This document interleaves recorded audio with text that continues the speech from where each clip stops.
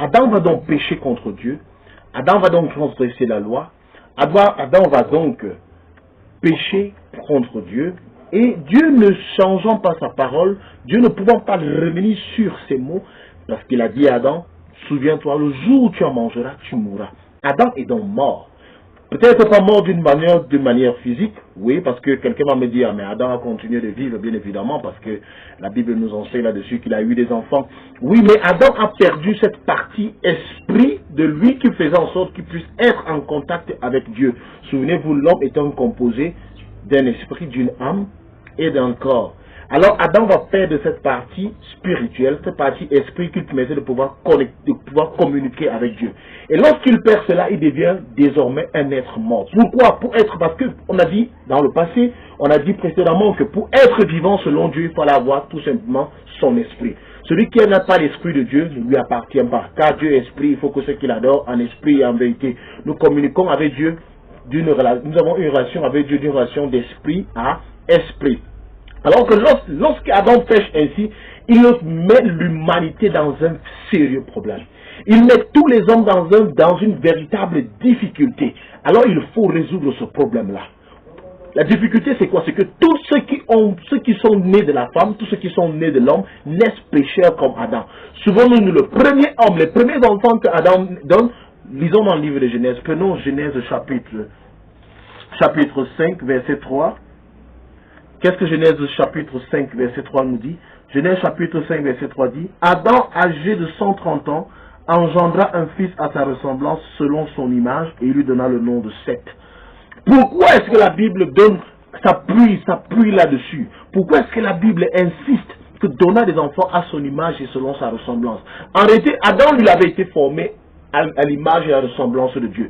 Mais parce qu'il a perdu cette ressemblance-là, parce qu'il a perdu cette complicité-là, il a perdu cette partie de Dieu, alors tous les enfants qu'il va donner vont désormais naître à son image à lui, plus à l'image de Dieu, plus à l'image de Dieu, autant pour moi, mais à son image à lui, c'est-à-dire des êtres morts. Pourquoi? Parce qu'il est mort, il n'a plus d'esprit, il est mort selon Dieu. Dieu ne le connaît plus, il n'a plus de relation avec Dieu. Pourtant, dans le passé, il pouvait communiquer avec Dieu de façon directe, par l'esprit.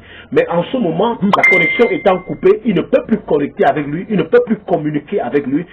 Alors tous les enfants qu'Adam va donner seront à son image et à sa ressemblance. Seth est donc un être mort, c'est-à-dire il a tout simplement une âme et il a un corps, il n'a pas un esprit, il n'a pas d'esprit. Et la Bible nous déclare un peu plus loin dans le livre de Romains chapitre 5 verset 12, nous allons ensemble lire, nous allons aller rapidement, chapitre 5 verset 12, Romains 5 verset 12 dit ceci,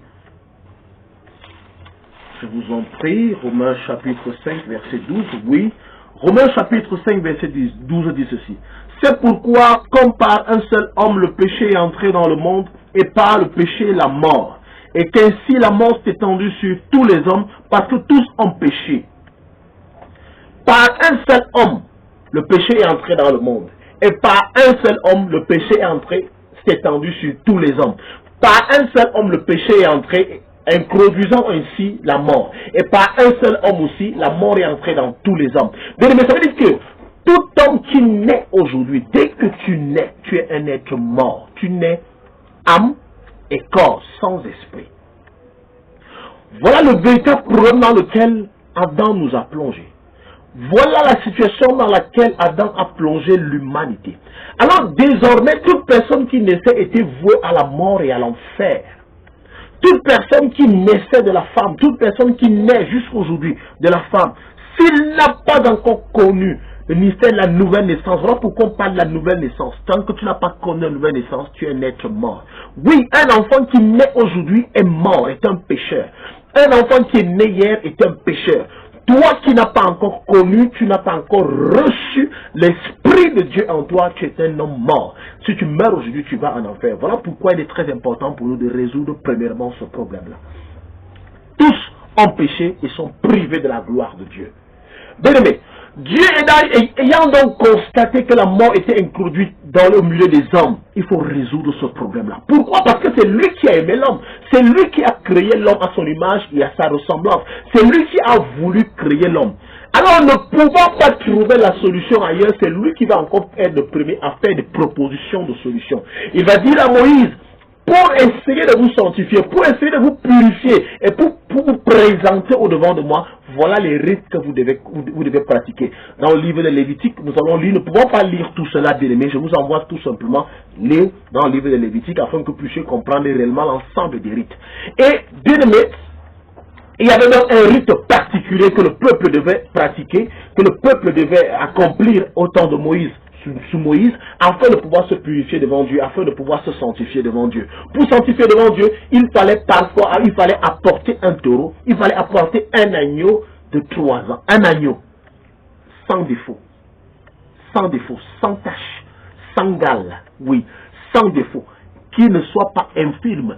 Il fallait apporter cet animal-là et le sacrificateur devait le récupérer, le présenter devant Dieu, on devait l'égorger et lorsqu'on l'égorge, on prend de son sang, on amène dans le lieu très saint.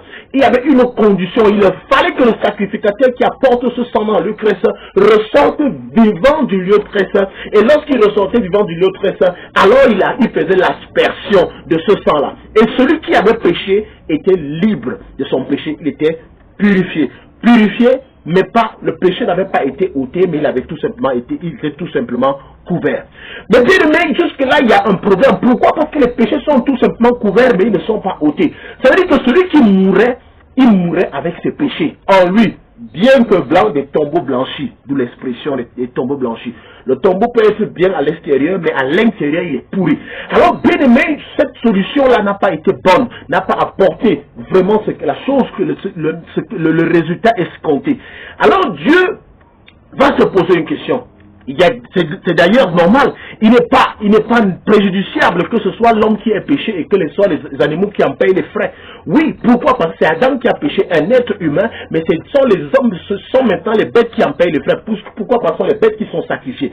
Il fallait donc maintenant trouver un agneau de même caractéristique que l'homme, qui pouvait venir sauver, qui pouvait venir mourir à la place de l'homme afin que le problème de péché soit résolu. L'Éternel va regarder autour de lui et il ne trouvera personne qui soit capable de résoudre ce problème-là. Alors il va se former un corps. La Bible nous dit que la parole s'est faite chair. Dieu, par la parole qu'il a utilisée dans le commencement dans le livre de Genèse, va utiliser la même parole pour se créer, pour se former un corps lui-même. Il va se former un corps et il va descendre au milieu des hommes afin de venir résoudre ce problème-là. Bien aimé, c'était très important, très intéressant. Voilà pourquoi nous devons connaître exactement aujourd'hui la raison fondamentale. Qu'est-ce qui nous pousse à vénérer, à célébrer, à adorer, à louer Jésus-Christ aujourd'hui? Tout simplement parce qu'il est venu résoudre un problème. Jésus-Christ est la solution. Cette solution, tu dois la connaître. Tant que tu ne la connais pas, bien-aimé, tu continues à servir un Dieu que tu ne connais pas. Voilà pourquoi, bien-aimé, nous allons donc continuer dans cet enseignement afin de pouvoir vous expliciter, afin de pouvoir vous entretenir et vous montrer la vérité. Et aujourd'hui, tu pourras adorer le Seigneur, tu pourras comprendre ce qui est plus important pour toi, la prophétie ou la connaissance. God is love. Nous continuons.